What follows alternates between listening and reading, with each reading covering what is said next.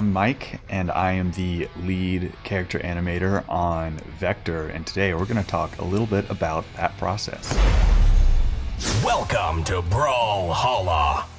So the inspiration behind Vector is that we wanted a kind of robot-y robot in the game. We already had Val, but Val is much more of an android, and so we wanted to try to lean farther into the robot kind of archetype and what robots can do. Vector's development was a little different than a lot of our past legends.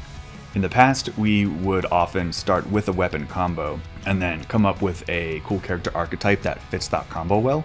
In this case, we started kind of the other way around. We thought of the character archetype first and thought, okay, what weapons would work well for that? And in Vector's case, we knew we wanted a robot, and we knew it's been a while since Lance came out, so we tried to think kind of what's the coolest way we can make a robot wield a lance. What we ended up with was Vector turning into a jet and flying around.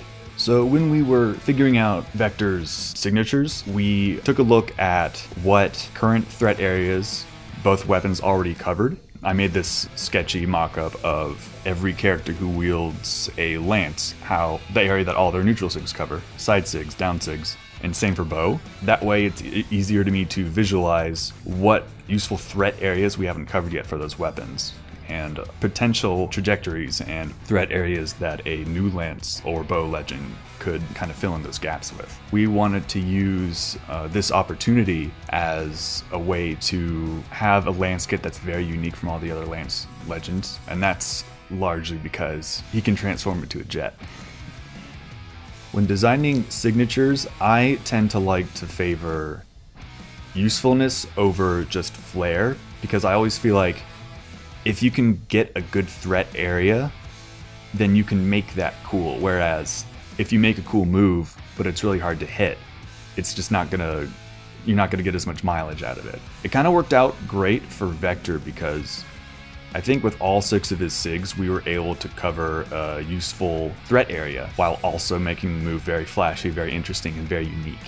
So when we're starting to come up with the final move set, a lot of the time I will kind of err towards a move being very, very powerful.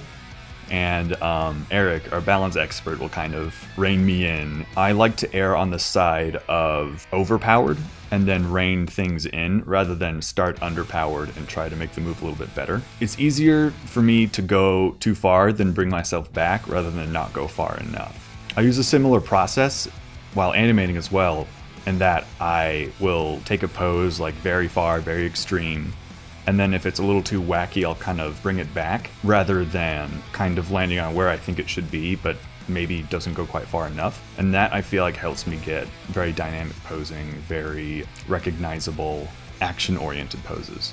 I think the bow down sig was the only signature that made it past the initial design phase, which is just rough sketches and rough ideas. We'll do like a big board of, hey, here's like 20 different signature ideas. Which one of these are cool? Which one of these fit well? Which one of these would be useful? All the other SIGs went through a lot of iterations. At one point, the neutral bow was going to be, you shoot like a giant mech arrow, but then we ended up with the super cool laser beam idea that incorporates the bow parts and transforms your arm into this kind of giant railgun type thing. That was pretty cool. That wasn't in the initial sketches. The jet form was in the initial sketches. I believe the neutral SIG came from the initial sketches as well.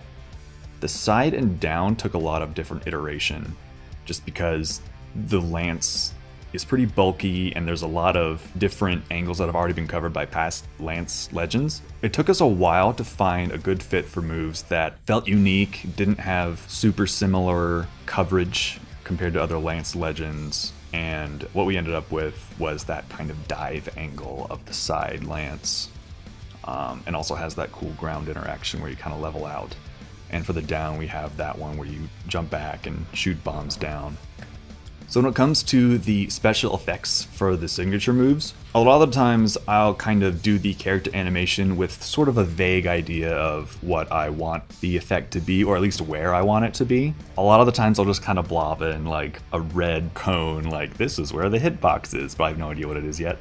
Sometimes I'll have something in mind and I'll be like, hey, Steven or Jade or Sarah, it would be cool if XYZ, and sometimes they roll with it, sometimes they don't. Well, oftentimes they come up with something way cooler than what I had in mind.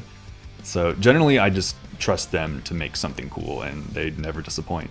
So the most challenging part of Vector's development was how to get him from his humanoid form to his jet form smoothly and quickly to make the SIGs not feel too sluggish, but also so you can tell what's going on, so he doesn't just immediately go from human to jet. Generally, what the legend looks like comes pretty late in the process, but for Vector, we kind of had to reconfigure the order in which we do things so that we could figure out which pieces we move to make him transform, what pieces of the body stay in the jet form, which ones kind of go away or are hidden by other pieces. We ended up doing this really interesting thing that we've never done before, where when he transforms into the jet, we give him extra pieces for his wings and the kind of cockpit section.